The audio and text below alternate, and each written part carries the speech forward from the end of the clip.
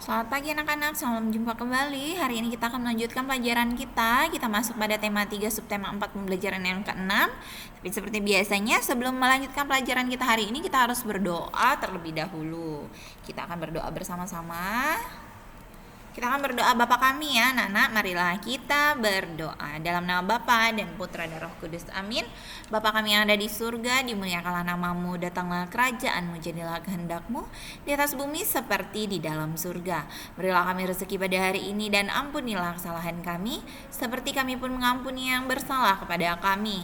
Dan janganlah masukkan kami ke dalam pencobaan, tetapi bebaskanlah kami dari yang jahat, amin. Dalam nama Bapa dan Putra dan Roh Kudus, amin. Anak-anak bisa buka buku paket di halaman 126 ya. Nah anak-anak, kita semuanya pasti mempunyai kebiasaan di malam hari. Nah kebiasaan di malam hari kita itu pasti berbeda-beda, tidak sama antara yang satu dengan yang lain. Nah anak-anak, di sini ada percakapan antara guru Udin, Edo, Dayu, Siti. Nah kita akan membaca percakapan ini bersama-sama. Anak-anak, siapa yang sebelum tidur sikat gigi? Saya, Bu. Saya juga, Bu Guru. Wah, pintar sekali. Mengapa kita harus sikat gigi sebelum tidur? Supaya giginya tidak sakit, Bu.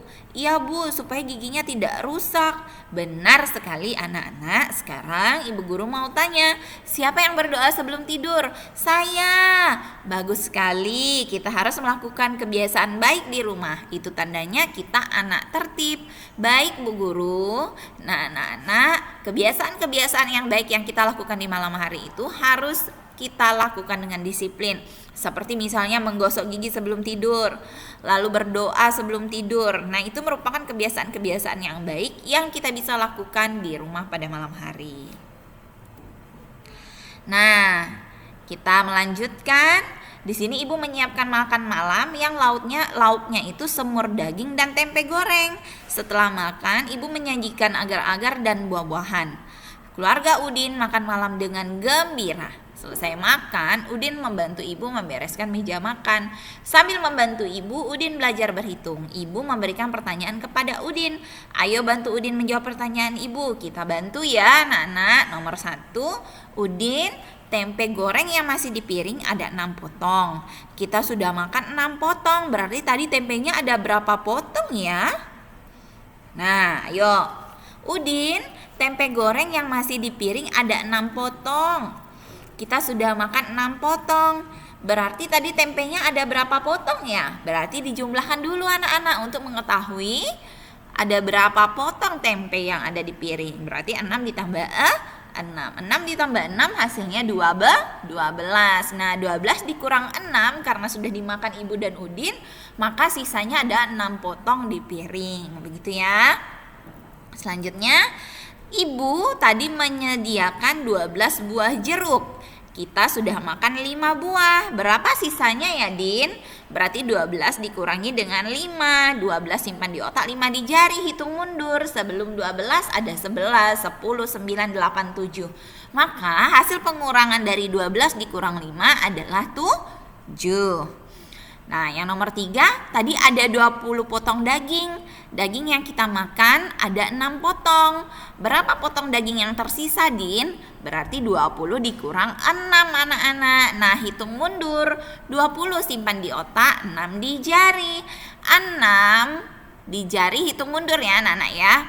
Sebelum 20 ada 19, 18, 17, 16, 15, 14. Maka 20 dikurangi dengan 6 hasilnya 14. Yang keempat, tadi Ibu membeli 18 buah jeruk. Ibu meletakkan 12 buah di piring. Berapa buah jeruk yang belum diletakkan di piring? Nah, berarti 18 dikurang dengan 12. Nah, kalau mencari pengurangan seperti ini, anak-anak bisa menggunakan pengurangan sederhana 2 angka menurun. Itu ada Bu Guru jelaskan waktu itu di sekolah. 18 dikurangi oleh 12 berapa ya hasilnya? Pertama-tama kita tulis dulu 18 di atas lalu 12 di bawah. Kita kurangkan dulu yang satuannya. Satuannya berapa? 8 dengan 2. 8 kita kurangi dengan 2 hasilnya 6. Nah, 1 dikurang 1 itu 0. Maka 18 dikurang 12 itu hasilnya 6. Jadi buah jeruk yang belum diletakkan di piring itu ada 6 buah. Nah, sekarang nomor 5. Sendok yang digunakan untuk makan ada 6. Ibu masih mempunyai 14 sendok yang belum dipakai. Jadi berapa jumlah sendok ibu? Ayo. Berarti ini penjumlahan.